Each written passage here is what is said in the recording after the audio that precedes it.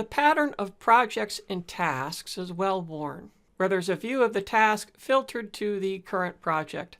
The challenge is, what happens if you want to predefine a series of tasks and automatically load them into the project?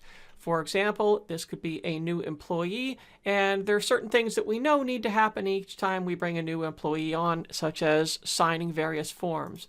What this template does is allow you to select the name of a task group and then push the button to automatically load all of the defined tasks into this particular project.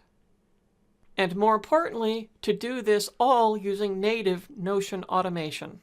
So let's take a look at how it works. The button to load default tasks is going to pull all tasks from this task group.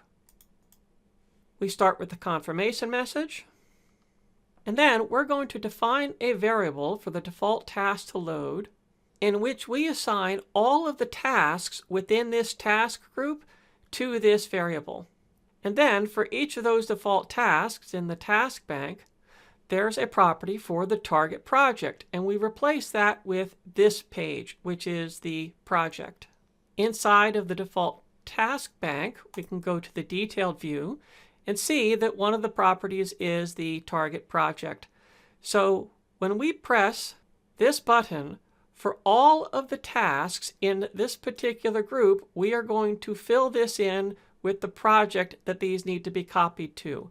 And inside the default test bank is a secondary automation that each time the target project is edited, which happened from the button, we are going to create a new record in the project task database, give it the same name as the task in the test bank, associate it with the project, and then we can also copy as many other properties as we want into our project tasks, so long as the properties of the default test bank match up with what we want in our project tasks. Finally, we clear the value of the target project just so that the default test bank stays in a clean state between runs. If you want to see it in action, test it out for yourself, or make modifications for your own project, I'm making this template available below.